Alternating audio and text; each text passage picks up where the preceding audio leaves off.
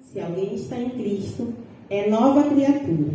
As coisas antigas já passaram e eis que se fizeram novas. Ora, tudo isso provém de Deus, que nos reconciliou consigo mesmo por meio de Cristo e nos deu o ministério da reconciliação. A saber, que Deus estava em Cristo, reconciliando consigo o mundo, não levando em conta os pecados dos seres humanos e nos confiando a palavra da reconciliação.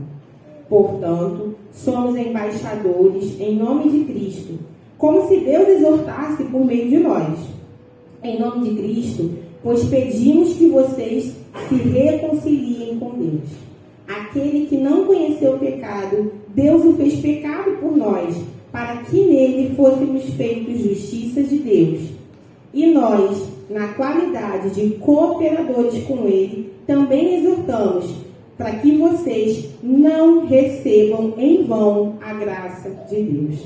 Amém? A gente pode se assentar. Bom, se você estava aqui na escola dominical, já teve uma introdução daquilo que a gente vai compartilhar nessa manhã, daquilo que Deus gerou no meu coração para compartilhar com você nessa manhã. E aí, deixa eu só ajeitar aqui, porque tecnologia não combina não. Vai dar bom. O que eu queria compartilhar, que Deus gerou muito no meu coração para essa manhã, é sobre reconciliação. A palavra vai dizer, nesse trechinho que a gente leu em 2 Coríntios, é destacado na minha Bíblia, escrito assim: Ministério da Reconciliação. E foi algo que Deus vem gerando no meu coração desde o final do ano passado. Se a gente olhar na nossa Bíblia, como a gente falou até aqui na escola dominical, ela começa em Gênesis com um plano perfeito. A criação de Deus, ela era perfeita. No meio do caminho ali, de uma parte de Gênesis até lá no final, a gente vai ver a queda do homem e as consequências da queda do homem. E em Apocalipse, como a gente acabou de estudar na imersão bíblica, a gente tem um livro de esperança, de que um dia voltaremos a viver no Éden, como eu gosto de falar, eternamente com Cristo, naquele plano perfeito que Ele criou pra gente. E aí, se a gente parar para pensar, esse meio do caminho entre Gênesis e Apocalipse é uma história de reconciliação. Deus buscando reconciliar a humanidade com Ele novamente. O plano perfeito, eu fico pensando que lá no Gênesis existia uma harmonia na criação. Tem alguns autores que chamam de harmonia criacional. Porque Deus criou tudo muito perfeito. Se a gente ler o relato de Gênesis 1 e 2 detalhadamente, a gente vai ver que tudo tinha um lugar, tudo tinha uma função. A natureza convivia em harmonia com o homem convivia em harmonia com a natureza, o homem tinha harmonia com ele mesmo. Era um lugar de paz, era um lugar de tranquilidade. As pessoas, eu acredito que uns cuidavam dos outros, né? A gente tem o relato de Adão e Eva, mas eu acredito que eles se cuidavam um do outro, tinham um cuidado mútuo ali. Existia um uso consciente dos recursos naturais que Deus disponibilizou. Porque está com fome, você vai lá, pega sua frutinha, pega seu peixinho, come. Não havia desperdício. Eu acho que, eu costumo assim, pensar que era um lugar que tudo vivia tranquilo. A gente sabia usar o ambiente que Deus criou pra gente, o ambiente convivia com a gente de uma forma tranquila. Era um lugar perfeito. Existia coexistência da criação. Tudo que Deus criou vivia em harmonia. Isso é muito importante para a gente entender a perfeição de Deus, porque às vezes a gente fala, Deus é perfeito, a criação é linda, e a gente fala muito dessa coisa da criação, mas a criação era harmônica. Eu não sei aqui quantos apreciam assim, música clássica, por exemplo, mas se você escutar assim, um concerto de música clássica, todos os instrumentos, assim, detalhadamente, eles geram uma harmonia muito gostosa, assim, sabe? E eu fico imaginando que no Éden era assim, sabe? Os passarinhos cantando, a árvore verdinha, aquele céu lindão, o barulhinho do rio passando assim, sabe? A água cristalina, ia lá, bebia, estava fresquinha, se refrescava. Existia harmonia na criação de Deus. Só que no meio do caminho entrou o pecado. A gente caiu. E aí se instaurou um caos. Porque tudo aquilo que era conciliado, tudo aquilo que vivia em harmonia, passa a ser desajustado, passa a ser discrepante. Cara, a gente tinha contato direto com o Criador. Deus caminhava pelo jardim para conversar com o homem. Eu imagino que deveria estar assim, lá, de tardinha, sentadinho lá, uma redezinha que eles criaram lá com as coisas que tinham. Deus chegando e passeando. Fala aí, Adão, beleza? Como é que tá aí? Tá tudo tranquilo? Todo mundo tá funcionando bem? Trouxe uma fruta para você que eu peguei lá atrás hoje. Existia a visita de Deus, cara. E a gente perdeu isso. Porque a gente pecou. Porque a gente caiu.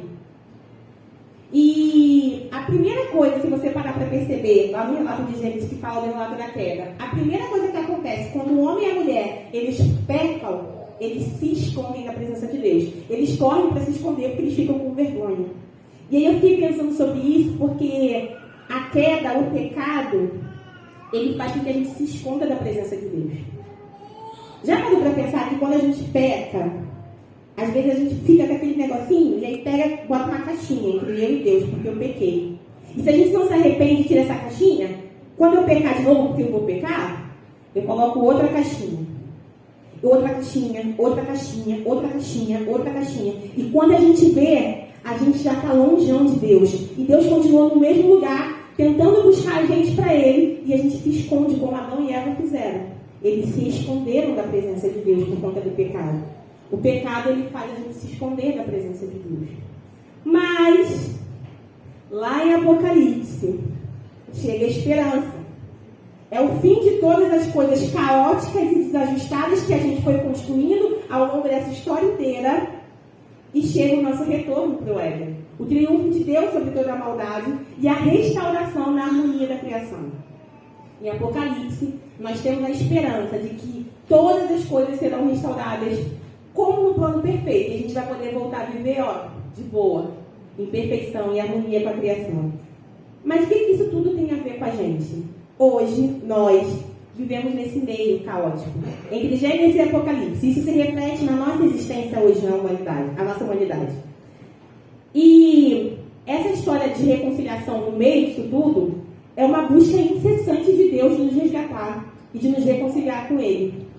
Todas essas histórias que a gente for ler na Bíblia, e se a gente olhar as nossas histórias enquanto homens e mulheres de Deus que estão buscando viver uma vida com Deus, é uma história de busca, de resgate de Deus nas nossas vidas. E é quase que diário, sabe? Porque a gente erra todo dia. E aí todo dia Deus fala, vem, volta. Vem, volta. Às vezes a gente demora um pouquinho mais de tempo, né? A gente fica um tempão longe. Aí Deus tem que ir lá longe, volta. E esse meio é esse tempo de busca de Deus para nos reconciliar com Ele.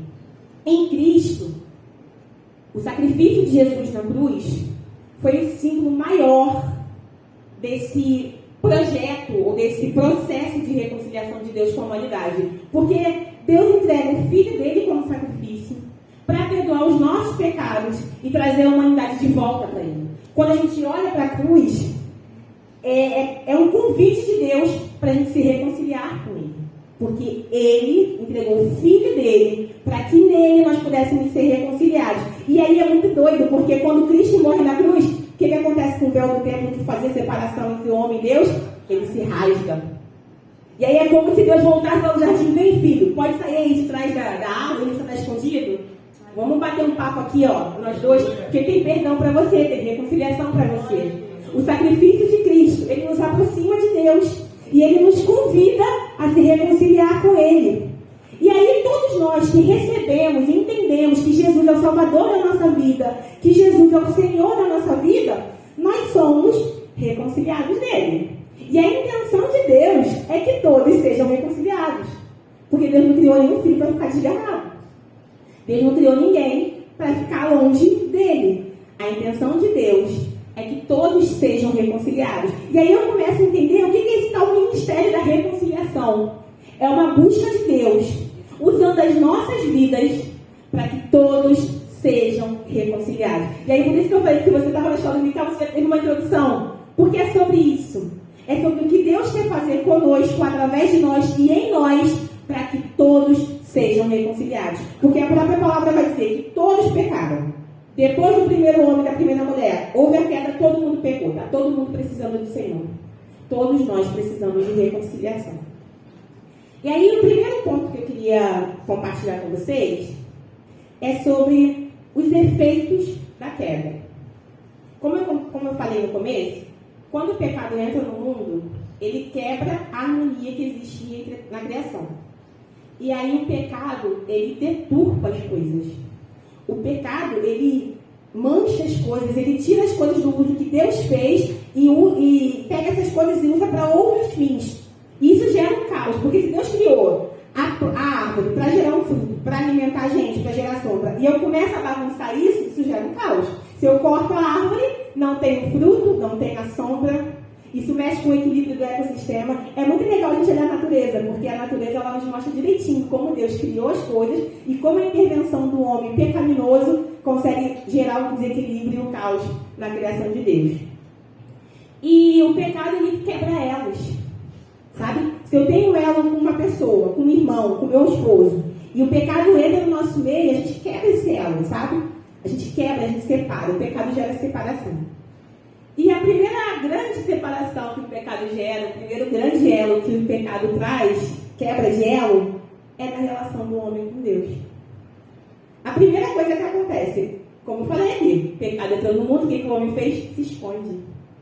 Sai da presença de Deus, sai diante dos olhos de Deus. E isso é muito sério, porque sutilmente o pecado tem destruído a relação do homem com Deus.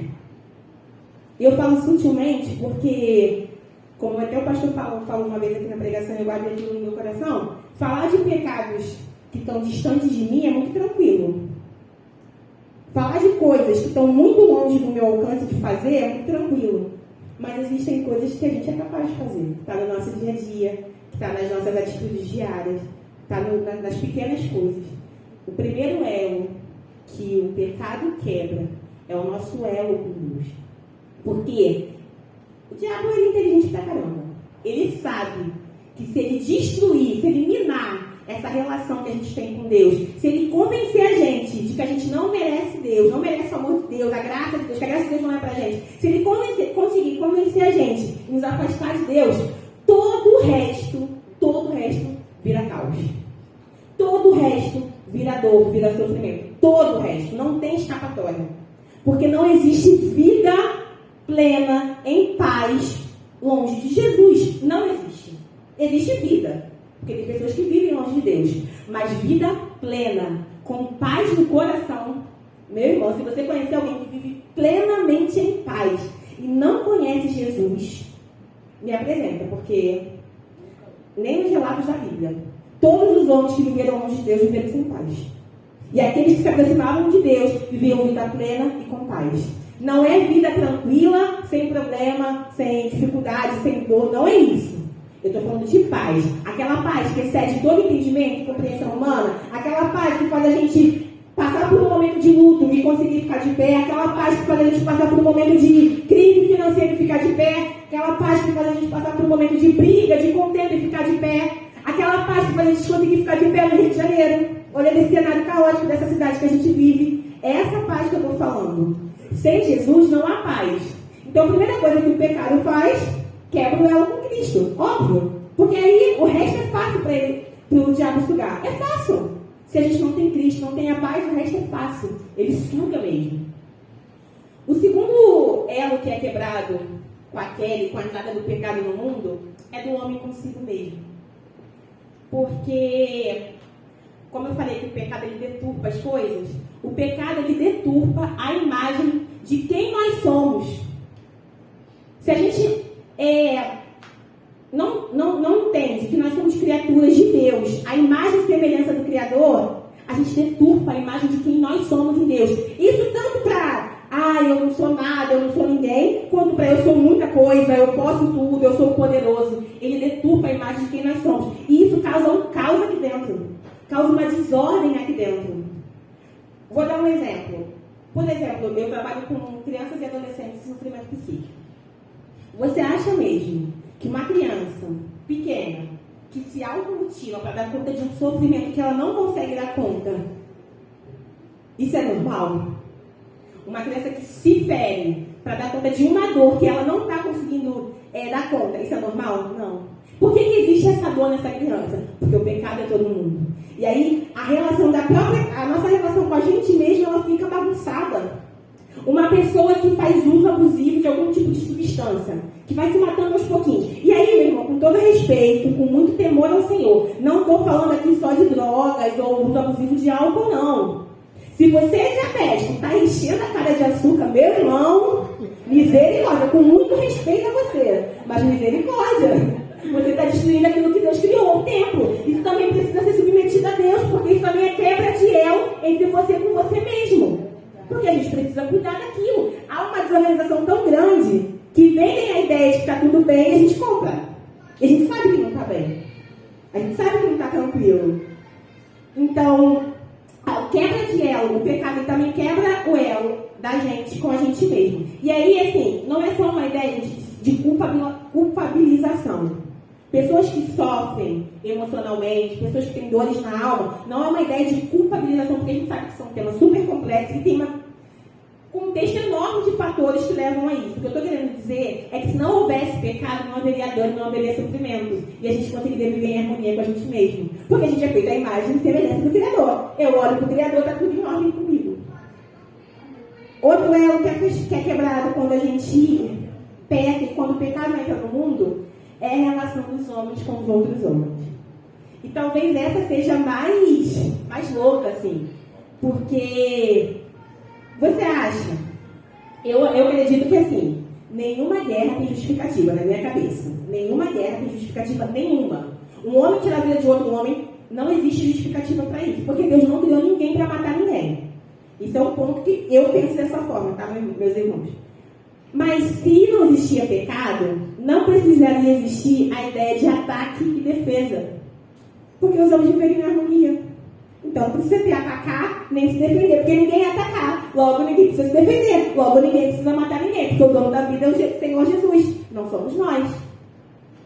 O pecado, ele é tão cruel que ele deturpa, por exemplo, a forma como eu vejo meu semelhante.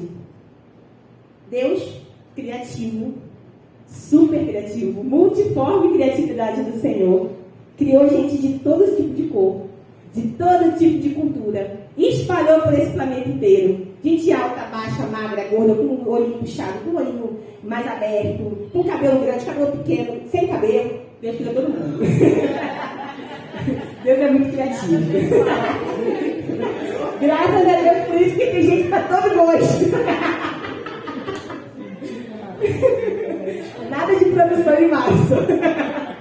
Deus é super criativo. Só que olha como o Satanás ele é astuto. Ele pega isso, ele fala, vocês são diferentes, né? Então vai lá, homem branco superior. Escraviza o povo da África. Eles são inferiores a você. Quem falou que há distinção entre pessoas por conta de cor? A gente, influenciado pelo pecado. Racismo é pecado. A gente sabe disso. Mas por que isso acontece? Porque a gente começa a achar que a gente é superior ao outro por causa da cor dele. A gente começa a achar que a gente pode simplesmente pegar as pessoas que Deus criou, amarrar, botar no navio e trazer pra cá, pra trazer pra gente. Ah, Zelinha, não existe escravidão. Beleza, a escravidão acabou. Acabou? De verdade. Olha em volta, acabou? E eu não estou aqui, meu irmão e minha irmã, fazendo militância nem ativismo político, não. É palavra de Deus. Deus criou todas as pessoas. A Bíblia fala de todas as raças, tribos e nações. A Bíblia fala de multicriatividade, diversidade. É disso que a palavra de Deus fala. E isso também é coisa nossa. Porque o pecado, ele destruiu a forma como eu olho o meu semelhante. E eu não estou dizendo aqui que a gente tem que viver, eu amo todo mundo. Mundo da fantasia não é isso não, meu irmão. Eu estou dizendo para você que o pecado deturpa a forma como você olha para o seu irmão, que é igual a você. A gente é criado na mesma matéria, a gente veio do mesmo lugar e vai para o mesmo lugar. Ou esperamos ir todos para o mesmo lugar. Amém. Então, amém, né? Eu espero. Amém. O pecado, ele quebra o elo, ele quebra a harmonia na relação dos homens com os outros homens. E ainda, uma quarta coisa. O pecado quebra a harmonia na relação do homem com a criação de Deus, com a natureza. Porque a gente vai lá, tem um rio lindo, a gente vai lá e joga lixo no rio. Tem uma árvore maravilhosa, mas em nome de um poder, de uma ganância, de uma coisa, a gente desmata tudo porque tem que produzir. Ah, tem uma rua asfaltada, beleza, tudo direitinho, eu vou lá e jogo um monte de coisa na rua, entupo os ralos, para que ela, quando chover, encher e causar o caos. Deus faz um perfeito, equilibrado, aí eu vou lá, ó, evito gás poluente até não querer mais, até esgotar. E aí eu faço um buraco na camada de ozônio. E aí a gente agora torra no solo. A gente consegue destruir aquilo que Deus criou para a gente desfrutar. Cada Deus criou um mundo lindo, gostoso, para a gente desfrutar, para a gente apreciar e desfrutar. E a gente, por consequência do pecado, a gente destrói ao invés de desfrutar. E o pior é que todas essas coisas, elas geram consequências para a gente mesmo. A árvore, quando é cortada de forma irregular ou de forma errada, é lógico, a árvore foi cortada, aquilo que lixar foi cortado. Mas quem é que sofre a consequência disso? É a árvore? Não. É a gente. É a gente que sofre. A gente faz coisas e gera consequências para a gente mesmo. E aí, a gente começa a ver o quanto que a nossa humanidade ela é doente e ela precisa de cura. Ela precisa de reconciliação com Deus. Todas as coisas precisam ser reconciliadas com Ele e nele. E aí, vem o terceiro ponto dessa palavra. O sacrifício de Jesus na cruz é esse convite para essa reconciliação. Se tudo precisa de cura, existe alguém que pode curar, que pode restaurar todas as coisas. E esse alguém é Jesus. Porque todo mundo pecou e todo mundo precisa dele. Tudo está errado, está tudo doente, tudo precisa de cura. Ele é a cura, Ele é o remédio, Ele é a solução para todas as coisas. Não está perdido não, tem uma solução, Jesus Cristo, Ele é essa cura. E Ele nos convida a sermos reconciliados com Ele. E aí reconciliar é refazer laços, reconstruir, ou seja, é recuperar aquilo que já existia. Como é tudo muito perfeito, tudo muito encaixado, ele fala do mistério da reconciliação. Só reconcilia quem já foi conciliado. E o que Gênesis faz pra gente? A gente era tudo conciliado. A gente com a gente mesmo, a gente com o próximo, a gente com a natureza, a gente com Deus, estava tudo certinho. A gente precisa agora voltar para isso.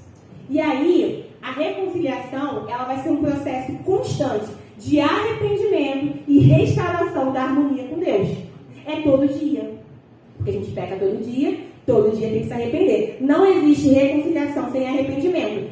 O sacrifício de Jesus é inexplicável. Não tem palavras que a gente possa definir. Mas de nada vale o sacrifício de Jesus Cristo se nós não nos arrependermos e entendermos o que é esse sacrifício para a gente. Por isso, reconciliar com Deus é se arrepender todos os dias e buscar essa harmonia com Deus novamente. E aí, sim, lógico, se o primeiro elo quebrado foi entre Deus e o homem, o primeiro elo que precisa ser restaurado é entre Deus e o homem. Quando Cristo morre na cruz, a primeira coisa que precisa ser restaurada, a relação da gente com Deus. A gente precisa se reconciliar com Ele. E é legal porque o versículo 20 do capítulo que a gente leu, ele termina falando assim, se reconciliem com Deus. Não é talvez, se quiser, se puder, não. Ele fala, se reconciliem com Deus. Por quê? Se eu me reconciliar com Deus, todas as coisas vão ser restauradas e reconciliadas nele. Começa nele. E o pecado o tempo todo vai tentar destruir essa relação da gente. O pecado o tempo inteiro vai tentar nos afastar de Deus. Porque é isso, o diabo já está derrotado. Para ele já não tem mais jeito. Quem puder carregar com ele, vai carregar. Então o tempo todo ele vai ficar minando para que a gente fique distante do Senhor e que ele consiga levar mais gente com ele. A conta é bem básica, assim. Dá para qualquer um entender. Por isso a gente precisa todos os dias estar nesse processo de arrependimento dos nossos pecados e nos voltando para Deus. E eu gosto muito da palavra constância, constante, porque não é só sobre intensidade, que é importante. Mas se não houver constância, não existe intensidade. Se eu não fizer um pouquinho todo dia, nunca vai ter um pocão. Porque senão eu faço um pocão igual dieta. Vou cortar tudo. Chega no primeiro dia, eu corto tudo. No segundo dia, eu não vou sustentar. Porque foi muito radical. Eu preciso fazer coisas que sejam constantes. E a nossa vida com Deus, uma vida de arrependimento e de reconciliação com Ele, precisa também ser constante. E as consequências disso? Se eu me reconcilio com Deus, eu restauro nele a forma como me vejo. Então eu começo a entender que eu sou feita à imagem e semelhança do Criador. Eu começo a entender que eu sou preciosa para Ele. Ao mesmo tempo eu começo a entender que Ele é o Senhor da minha vida, que é Ele quem governa a minha vida, que eu não tenho poder para fazer nada, porque se Ele puxar o ar, acabou. Eu viro pó de novo. E se eu não tiver certinha, nem a eternidade eu vou ter. Então eu começo a entender quem eu sou no Senhor. Quando a gente se reconcilia com Deus, Deus ele começa a restaurar a forma como eu me vejo. Porque assim, cara, a gente precisa estar curado, né? A gente precisa estar bem para poder ser agente de cura e cuidar de outras pessoas. Então, quando eu me reconcilio com Deus, quando eu entendo que a cruz de Cristo é um convite para a reconciliação, eu restauro também. Deus restaura em mim a imagem e semelhança dele. E eu começo a me enxergar. Eu entendo que eu sou templo do Espírito Santo e que aí eu preciso me cuidar. A gente começa a entender essas coisas. Eu preciso cuidar da forma como eu estou levando a minha vida. Eu preciso cuidar da forma como eu estou me alimentando. Eu preciso cuidar da forma como eu estou vivendo a minha vida no trabalho. Eu preciso começar a me cuidar, porque nós somos templo do Espírito Santo. Um dia isso aqui vai acabar? Claro que vai. Mas se Deus deu pra gente, vamos cuidar, né? Deus não deu à toa. Deus deu pra gente cuidar. Assim como todas as coisas na criação. Então a gente precisa se cuidar. Quando eu me reconcilio com Deus, eu me reconcilio comigo também. Quando eu me reconcilio com Deus, eu consigo estabelecer relações saudáveis com o meu próximo. Porque eu começo a entender, de fato e verdade, que ele é feito à mesma imagem e semelhança do mesmo Criador. Ele tem a mesma forma que eu. A gente nasceu no mesmo lugar. E aí eu começo a conviver melhor com as pessoas. Ao mesmo tempo, eu também começo a ter mais compaixão das pessoas. Porque se eu quero a vida eterna para mim, eu também vou querer a vida eterna para o meu semelhante. Porque ele é igual a mim, ele é a criação do Senhor, ele também é digno de receber a salvação. E aí eu começo a me importar mais com as pessoas. Se eu me importo mais com as pessoas, eu começo a fazer mais para que elas sejam atraídas à presença do Senhor. Como a gente falou na escola dominical, a gente se enganja na missão de Deus para resgatar as pessoas de volta para o Éden. Então, quando eu me reconcilio com Deus, eu restabeleço as minhas relações saudáveis com o meu próximo. Eu passo a amar o meu próximo. E a gente sabe que não estamos falando aqui de um amor inocente, de um amor bobo, de um amor fantasioso. A gente está falando de uma atitude de conviver em paz com outras pessoas que são diferentes de mim, que pensam diferente de mim. E que bom que pensam diferente de mim, porque é isso que nos torna tão ricos, né? Enquanto humanidade. Pessoas que têm hábitos diferentes de mim, mas a gente consegue coexistir em harmonia. Isso é corpo de Cristo também. Isso é viver em comunidade. Eu começo a entender a importância de estar nesse lugar, de vir cultuar junto com os meus irmãos, porque a gente tem relações saudáveis, então se torna um lugar prazeroso, onde a gente compartilha a palavra de Deus junto, onde a gente pode trocar coisas, onde a gente pode aprender um com o outro.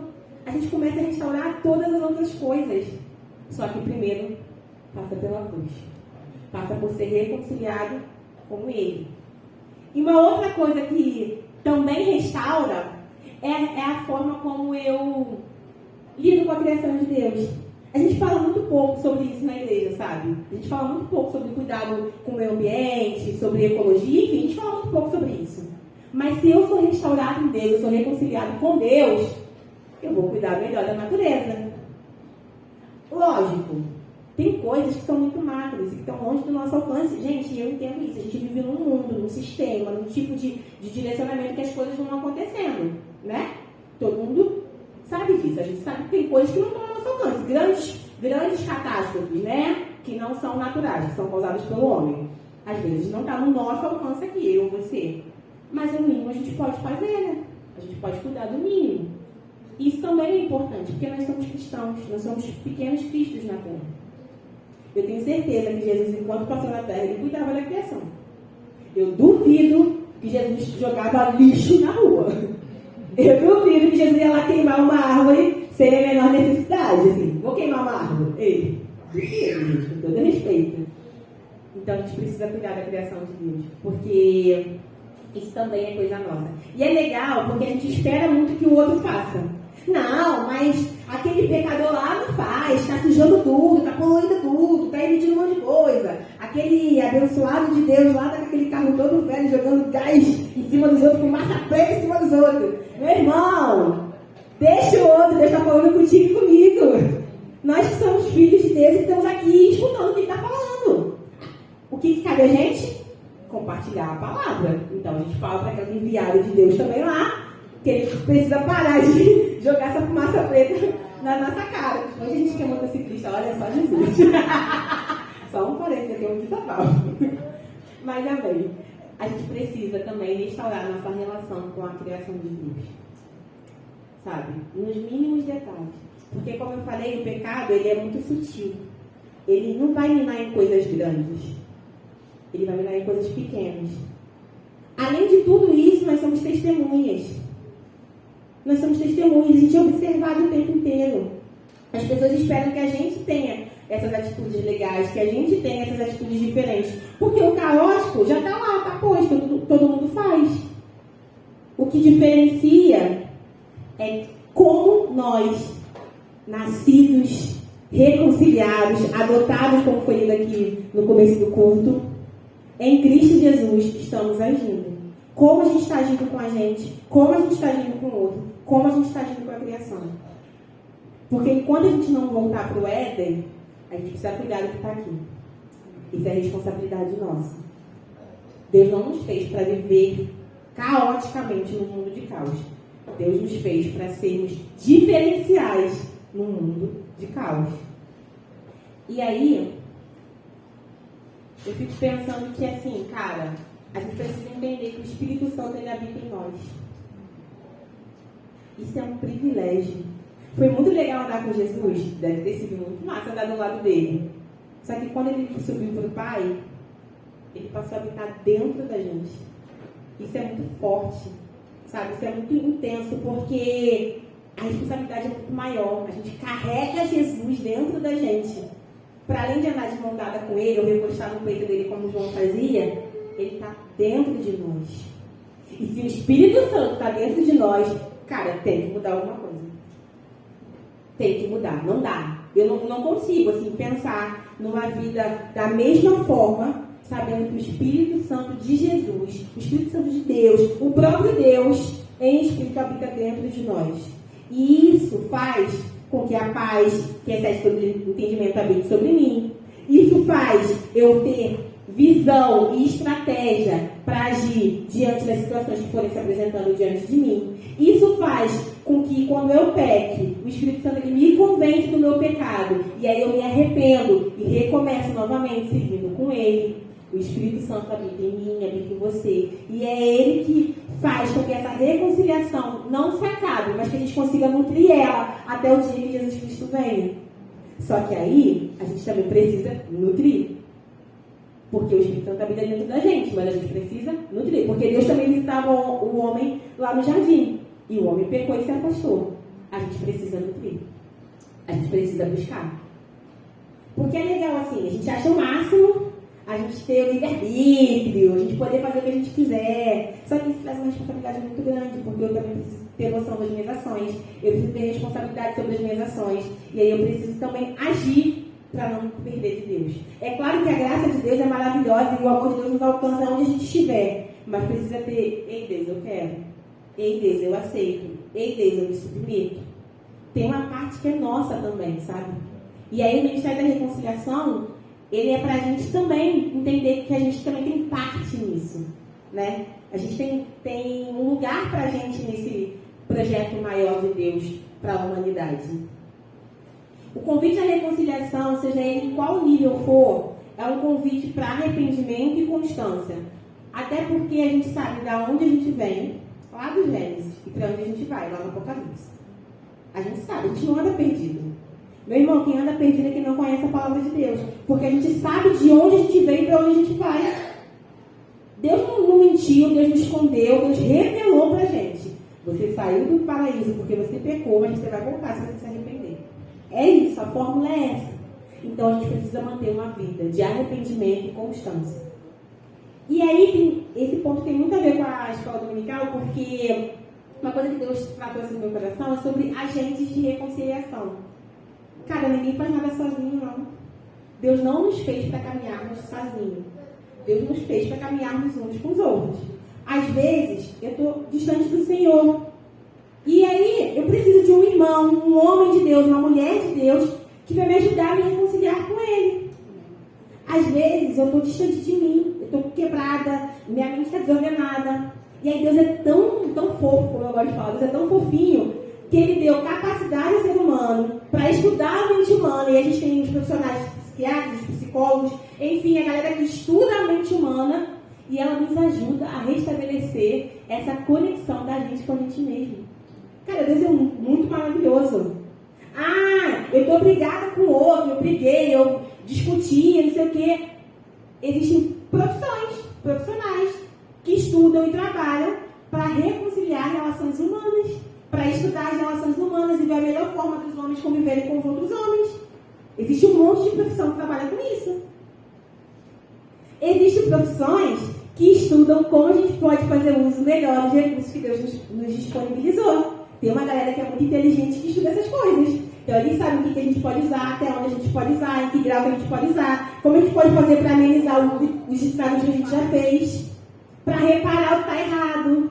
Tem uma galera aí, ó, estudando pra caramba, para buscar recursos sustentáveis, para que a gente possa conseguir manter o nosso planeta aí até que Jesus Cristo volte. Eles não sabem o que é para isso, mas é para isso. Até que Jesus Cristo volte, vamos manter a gente aqui. Alguns até sabem. E aí, eu entendo que todas essas pessoas, elas são usadas por Deus para ser agentes de reconciliação. Então, meu irmão, minha irmã, se tem alguma coisa que está com elo quebrado, se tem alguma coisa que não está reconciliada, que está deturpado, que está um caos, procura ajuda. Sabe? Lógico, a gente tem Deus Pai Todo-Poderoso, a gente pode recorrer para Ele em todo momento. Mas às vezes a gente precisa de ajuda, às vezes a gente não dá conta sozinho. Até para pedir ajuda para Deus, às vezes a gente precisa de ajuda. Às vezes a gente está tão fraco que a gente precisa de ajuda. Está sofrendo, está tudo um caos. Procura ajuda, porque Deus não fez ninguém para caminhar sozinho. Senão tinha feito só uma pessoa. E pronto, ficava lá. De repente nem tinha dado ruim, estava sozinho lá tranquilo. Tinha nada para fazer, estava lá cuidando dos bichinhos. Mas Deus criou pessoas.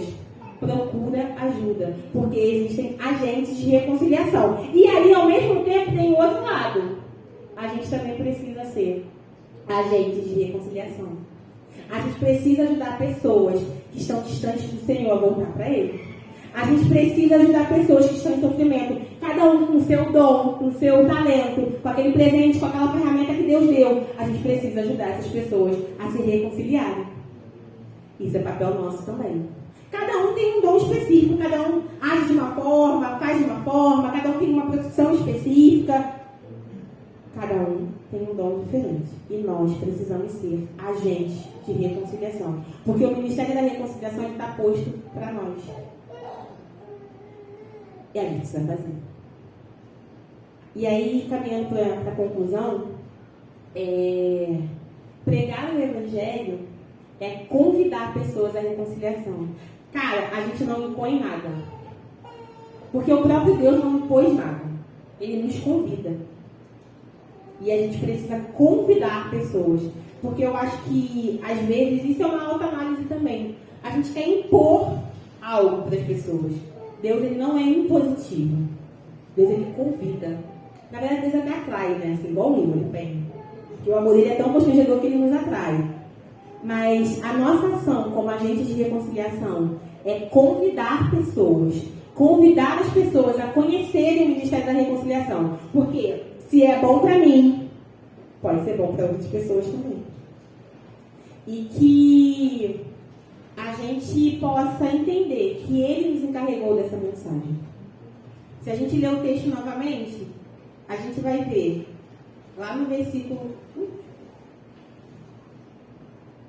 18 diz assim: ora, tudo isso provém de Deus, que nos reconciliou consigo mesmo por meio de Cristo e nos deu o Ministério da Reconciliação. E aí ele explica qual é o Ministério da Reconciliação no segundo versículo, 19, e ele fala: nos encarregou da palavra da reconciliação. Nós que somos reconciliados com Cristo, temos a missão, temos o dever, temos qualquer outra palavra que você queira usar para esse momento de levar a palavra da reconciliação. E aí no versículo 6, capítulo 6, versículo 1, ele ainda usa uma palavra que é bem forte, que ele fala assim: e nós, na qualidade de cooperadores com ele, também exortamos de que vocês não recebam em vão a graça de Deus.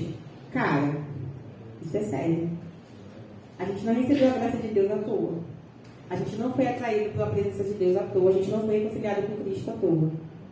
Tem trabalho pra caramba para fazer. E a gente precisa ser parte disso. Amém, meu irmão, minha irmã? Eu queria te convidar, a gente nesse momento fechar os nossos olhos. Talvez essa palavra para você foi só uma palavra de relembrar coisas. Eu não sei o que Deus está falando com cada um. Talvez tenha áreas na sua vida que precisam ser reconciliadas com Jesus. Talvez sejam níveis de reconciliação que você precisa receber ou desenvolver. Eu não sei como Deus falou com você, como Deus falou comigo, porque são formas diferentes, Deus age de formas diferentes. Mas eu queria te convidar a orar nesse momento, a gente curvar a nossa cabeça e a gente orar ao Senhor, pedindo para que Deus nos ajude a viver esse ministério. Se a gente precisa se reconciliar com Deus, que a gente se reconcilie com Deus. Se a gente precisa pedir ajuda, que a gente peça ajuda. Se a gente precisa se reconciliar com alguém, cara, vai lá e se reconcilia. Não deixa para depois, não. Reconcilia, arruma isso aí direitinho. Se a gente está fazendo coisas erradas com a natureza, com aquilo que Deus criou, que Deus nos mostre como usar melhor, porque a gente não sabe mesmo. Mas que seja um momento nosso com Deus, sabe? Que você possa fechar os seus olhos, refletir sobre como isso caiu para você e o que você quer com isso daqui para frente. Senhor, Deus bendito, Pai Todo-Poderoso, nós te agradecemos, ó Deus, pela tua graça e pela tua bondade. Te pedimos, Deus, em nome de Jesus, Pai, que nós não venhamos permitir, ó Deus, que o pecado cancele de alguma forma em nossas vidas o teu sacrifício na cruz. Nos ajuda sempre a nos lembrarmos daquilo que o Senhor falou no nosso coração hoje e que em nome de Jesus, Pai, dia após dia, possamos voltar ao Senhor, possamos olhar para o teu sacrifício, ó Deus, e em nome de Jesus, Pai, nos encorajar.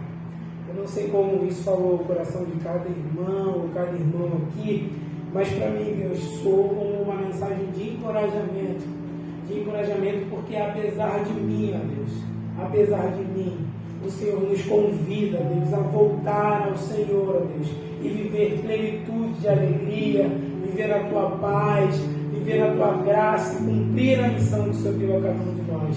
Te pedimos, ó Deus, tem misericórdia de nós e nos ajuda, Deus, a viver com o Senhor dia a dia, em nome de Jesus.